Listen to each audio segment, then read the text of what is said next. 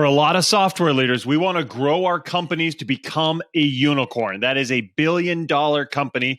How do you do that, though? From the beginning, and even when you get to kind of those middle stages, once you've reached product market fit, how do you continue to grow your company, yourself as a person, as a leader, so that you can reach that unicorn status? Well, guess what? Roland Sieblink, he's done it 3 times. He knows exactly what to do and exactly how to make it happen so that you can become the unicorn. He came in and shared exactly the steps to follow. You're definitely going to want to listen to this one. Welcome to Scale Your SaaS, the podcast that gives you proven techniques and formulas for boosting your revenue and achieving your dream exit. Brought to you by a guy who's done just that multiple times. Here is your host, Matt Wolach. Hey, welcome to Scale Your SaaS. Super excited to have you here. My name is Matt, and I am here to help you do that exactly. Scale your SaaS. Let's grow. Let's make sure we understand how to generate a lot of leads. Let's close a lot of deals. Let's scale our team so that they can be successful doing all that fun stuff for us.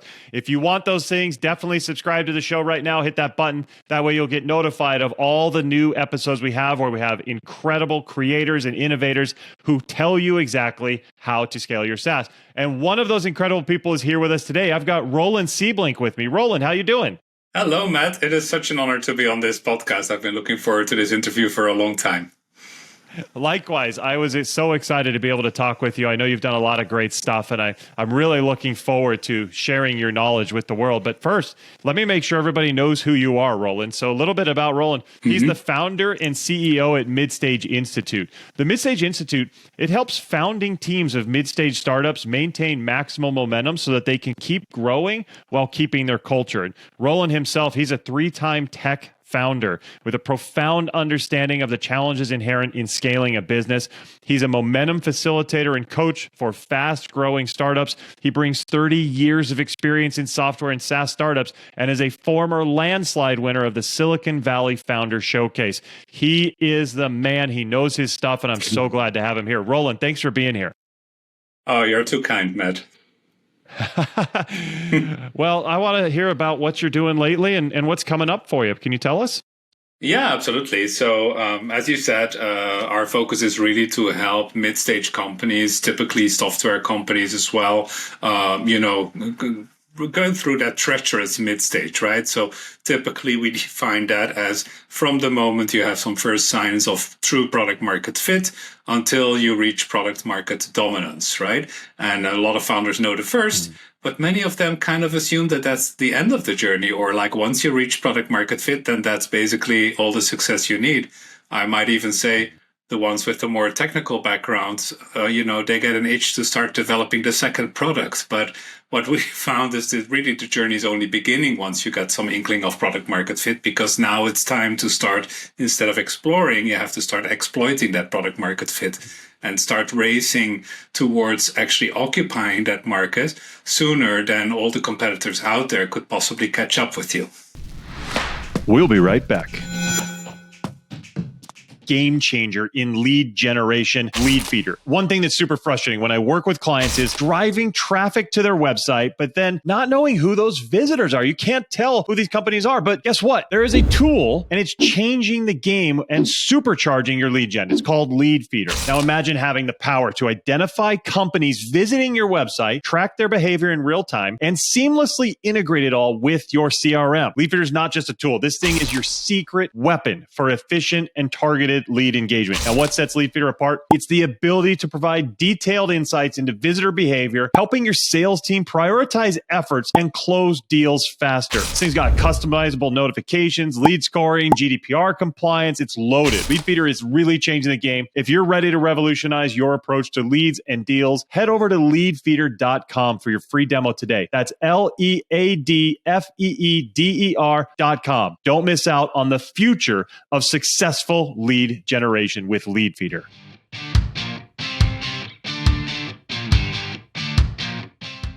And we're back. I think that's just it right there. So many times I'm talking with people who are like, well, we're doing well. We're ahead of the market. We're doing great. I think we're fine. And I say, hold up. In software, things happen so fast, and somebody behind you could come up and catch you and pass you if you're not paying attention, if you're not continuing to grow. So that happens all the time, doesn't it? It does. And I think few founders are actually aware of the basic economics of software and tech companies in general, which is that ultimately the technology investment that you can make drives so much value that the bigger you are, the more you become dominant in your space. So, the writer of Crossing the Chasm calls this ultimately every sector ends up with one gorilla, two monkeys, and a bunch of chimps, right? And so essentially, you have to put everything in your power to work to become that one gorilla in your space. And if you don't believe me, just ask around, like, what do you think, what company comes to mind when you say search? What company comes to mind when you say CRM? What company comes to mind when you say operating systems? And it's very clear there's always one gigantic winner. Yeah, that's so true. Great point on that. I think it's super important to get there. I want to go back, though. What led you to start Midstage Institute? Yeah, good question. So I've been very lucky, as you said, to have been a founder several times, but also to have been early employees in companies that 3 times turned out to become a unicorn. So 3 successive unicorn journeys, every time lucky enough to be among the 10 or so first employees and to see it grow to over 1,000 in just about 3 years' time. Wow. And I think I'm pretty unique in that. I've been very lucky. And also I found myself, even in the earliest ones, when I was quite a bit younger, to always get into some kind of a position of coaching the founder / CEO, starting to realize how lonely that position is, and also starting to feel like how difficult it is to actually get through that treacherous mid-stage. So after having done that 3 times and having founded a few companies of my own, I felt like my true strength in actually is in sharing those stories and experiences, and basically help people see ahead of the curve that typically they cannot yet, because it's invariably the first time that they are on that unicorn journey. And I've done it a few times before. Yeah, definitely. And I think you're being a bit modest when you say you were lucky. And I do agree there's a little bit of luck, but there is a common element here that you were there each time helping to make it happen. And so I'm going to say you're amazing. So I want to understand, though, what does it take? I mean, you've had this perspective multiple times, so you're probably seeing some common elements here. What does it take to start and grow a company that becomes a unicorn? Yeah, so I think most founders are aware there's 2 big sides to the business. One is the product engineering side, where of course you need to have an attractive product and keep up with the market changes, be able to resolve bugs in time, all that stuff. But what I think they often miss in that is that real dominance of that field. How can you maybe hone in on an even smaller target group, but get that target group loving your product and sticky with your product, so that you they don't move to a different product, right? I think on the go-to-market side, I really use that Crossing the Chasm framework a lot throughout the journey that we do with founders, because many intuitively like to sell to those early adopters, startup founders like themselves. The dirty little secret of all the Y Combinator startups is that almost all of their first clients are other Y Combinator companies, because it's just a brotherly thing to do, let's say, right? And at some point in time, there's just not enough startups around anymore. And then you have to go through that difficult stage of, how do I now actually start targeting the mainstream market? And what does that mean, not just for my sales motion, but also for my product and the kind of features I offer? And, can I psychologically deal with maybe not being the coolest company on the block anymore, but, actually becoming more solid, more robust, all the while trying to avoid, of course, becoming like a big bureaucracy where nothing happens anymore. And then I think the 3 dimensions that are usually a little bit under exposed that we often focus on in the background. I'll go through them fast. One is the business model. Like, how do you actually think you're going to be returning cash to investors? Of course, in the beginning, you can kind of ignore that question, but you better have a pretty good idea about how in the long term you're going to be creating superior cash flows and profits. And many founders have no idea, actually buy into the VC narrative of like, well, just get more and more funding, not realizing that what that really means is, because we want to get your company from under you, right? That's a very good thing to keep in mind. The two others are, what mode do you set in the company? Think of this as like a proxy for culture.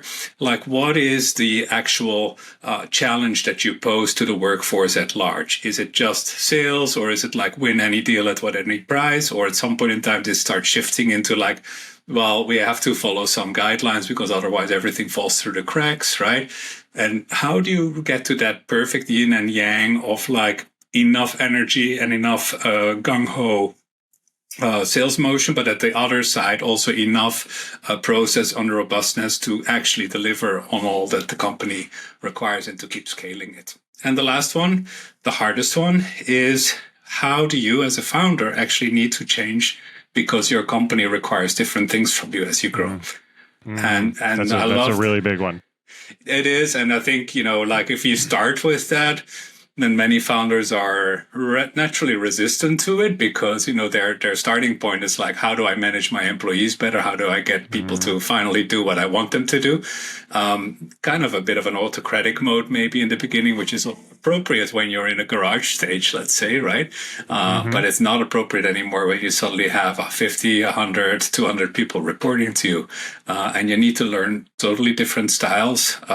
Rachel Turner, the Founder Survival Guide, is a great resource in this. And she talks about moving from a brave warrior to a considered architect, and then ultimately even to become the wise monarch.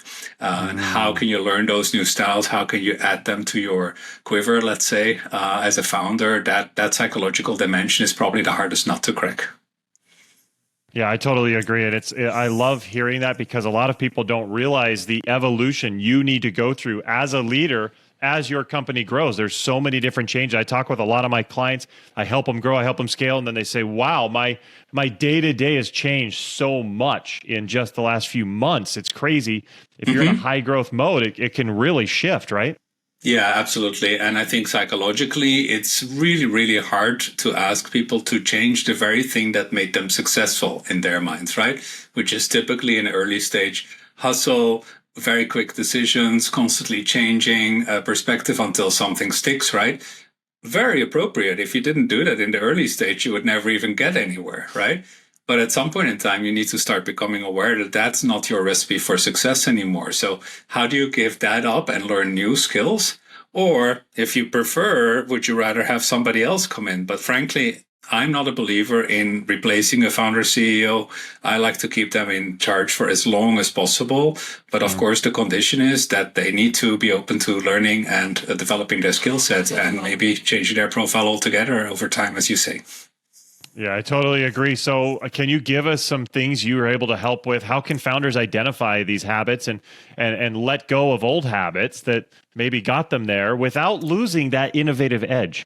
Yes, and that's a really important point that I will also want to back up, that, the big picture here is all about how do we get the company to be more robust? How do we get the leader to be more robust, but without losing that innovative edge? So how do we avoid them becoming the big boring corporation that they all fled in the first place, right? So that's why I really think of it as like mid-stage, where it's kind of like an adolescence for companies. If you still behave like a little kid and throw tantrums all the time, you're not going to be very successful anymore. But if you start behaving like a middle-aged adult right away, when you're still figuring out who you are and what you're good at, you're also not going to be very successful. So it's really like a different set of prescriptions that works the best in this stage. And that's what we try to teach people. I love it. So can you help us and share some specific strategies that startups can implement to accelerate profitability without compromising long-term sustainability? Yeah, I'm guessing this question comes from the change in the investment landscape more than anything else. Of course, most software startups until 2 years ago would have been able to attract quite good funding so that they didn't have to worry about profitability yet. Now that's not so easy anymore. But I also think that that's actually in a way a good thing, because it pushes forward that question about the business model to earlier, and you actually have a chance to keep more of your company than if you would have followed the old VC model where you get addicted to the cash flow and ultimately you end up at IPO with less than 1% of the stock, which is some of the cautious stories out there, right? Yeah. So to answer your question, how to do this, I think you need to understand very well what is actually the cost of running the business and what is all the, what I call almost like speculative investment in future growth. And most startups, I'm convinced, once they have a degree of product market fit, they are fundamentally profitable. They could be very profitable if only they just kept selling their current product and, basically kept that on automatic mode, right? The problem is that the model has been so much about, well, you need to show ever more growth, you need to show more products, you need to build a whole stack, that the company does tons of investments in money, but also in the executive energy, in all those growth directions, typically running 10, 20 at the same time, trying all those experiments, still trying to see what sticks, right? And there's a huge cost associated with that typically does not pay off at all. So in these lower growth times when it's harder to attract investment, I would be far more curious about, what is actually our bread and butter? Where can we actually, already have a profitable business underneath at the foundation, let's say. And then, of course, you should still invest in some growth, but then pick 2 or 3 dimensions, not 30. Yeah, I think that's totally a great way to think about it. So if software leaders are out there, they're trying to grow, what mistakes are you seeing? What are the biggest mistakes these leaders are making around growth? I think it's really the undisciplined nature of pursuing growth. So trying everything under the sun to see what sticks and then never sticking with it long enough to actually make it work. So I see that a lot with marketing channels. I see that a lot with the different segments that you target, sometimes even with different product features, right? And I think on the product side, many people do not realize that what makes your product the most successful over time is if you keep control over it and if you have a relatively limited feature set that, you can actually keep saying to customers, well, we decided not to do that.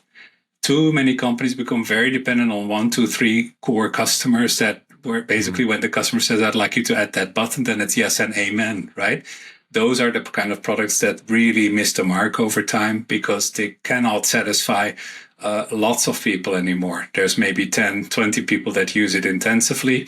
And all the rest say, well, this is bloated where I don't need that anymore. And so keeping control over your product, honing in on the actual value that you're providing for the most important target group that you have, not just the whole world out there, that I think is the right approach.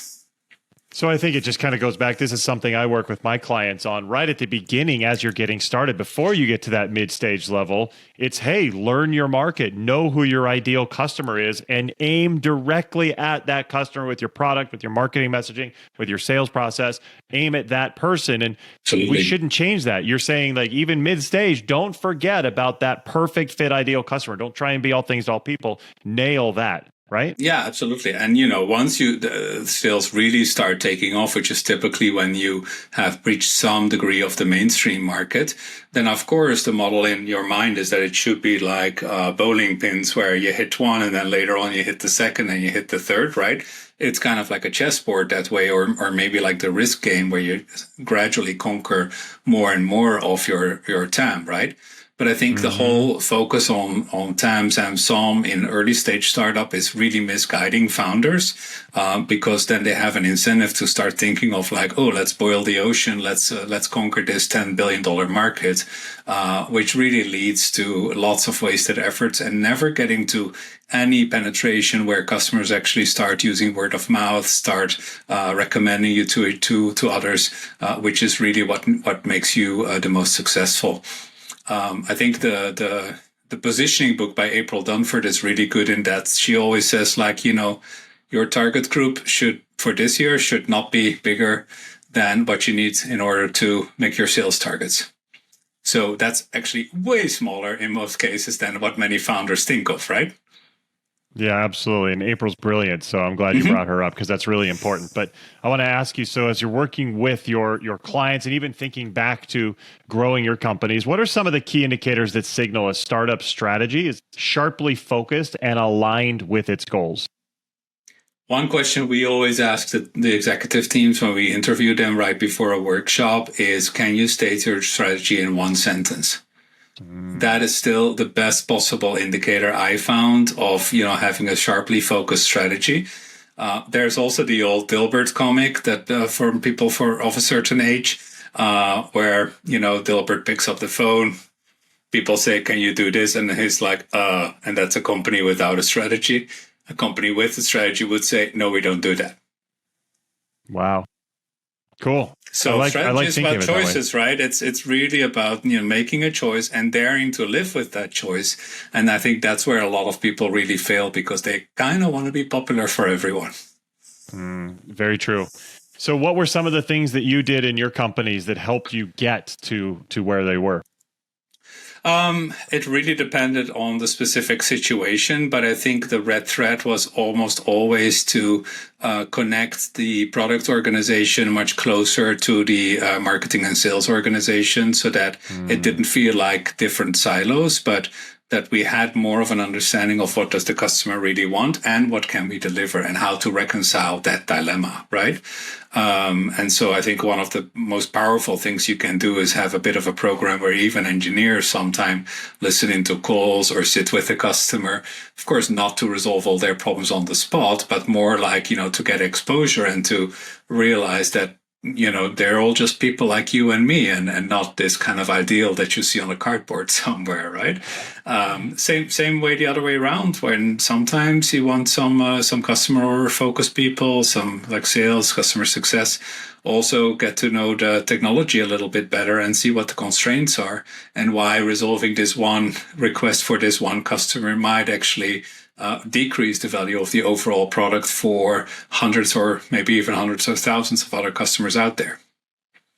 Yeah, I agree. And I'm surprised at how many teams don't connect engineering and marketing and sales well enough. And it's really bad, like you said, when it's siloed. And as you're talking about that mid stage, as you navigate through that mid stage and continue to grow, the silos become easier to happen. It's harder to get those teams to make sure that they're in alignment. And I found that the most successful companies do keep that alignment. So it's great.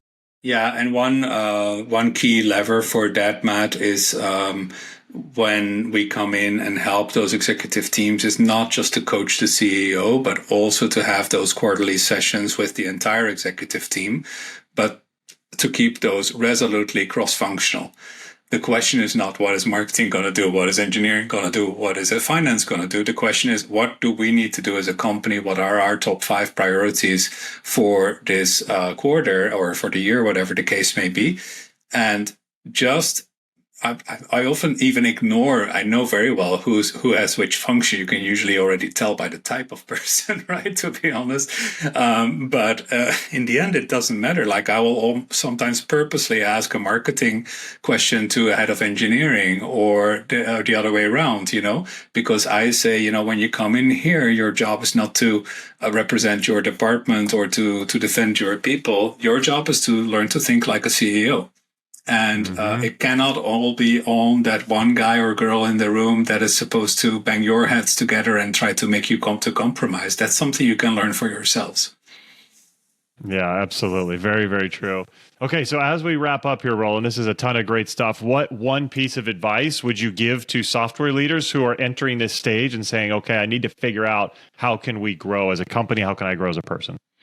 I would still say start with creating a bit more self-awareness. And that sounds very soft. I know a lot of people resist that. But really, if you can can learn to be more open to some feedback about yourself, maybe ask a coach to do a 360 survey of people around you. Also, board members can be helpful in that regard. Learning to be open to feedback and then independently to decide whether you want to act on that or not, that's perfectly fine, right? But most people are so much in pitching mode all the time that they have not learned to listen, and they do not actually pick up the crucial information that they need to adapt to. And that would be my core advice. It's definitely great advice. I would echo that as well. Hope everybody takes note of it. Roland, this has been awesome. Thank you so much for coming in and sharing your knowledge with us. It's really, really great stuff. How can our audience learn more about you and Midstage Institute? Yeah, so we've made a page available with all the resources, some of which I mentioned in this interview, and it's at midstage.org/thrive. And so just going to that URL, you'll see my contact information. Please connect on LinkedIn as well, but also some of the downloads that we have, some of the core blog posts that explain everything, and hopefully also this podcast video at some point in time. Okay, perfect. Yeah, I agree. And we'll make sure we put that stuff into the show notes as well. So if you're listening, you'll be able to grab it there. But Roland, this has been fantastic. Thanks for coming on the show. Yeah, much appreciated. Thank you for the invitation. It's been my pleasure and a big honor. The honor is mine. I really appreciate it. Everybody out there, thank you for being here. Thanks for watching and listening. Make sure that you are subscribed. As I mentioned earlier, you don't want to miss other amazing guests like Roland sharing all of their knowledge with you. And then we're looking for reviews. So if you think this is really helpful, please post a review. Let us know that this was great stuff. That way other people will see it and they'll be notified of the show and how great it is. So thank you. Appreciate it. And we'll see you next time. Take care. Thanks for listening to Scale Your SaaS. For more help on finding great leads and closing more deals, go to mattwolach.com.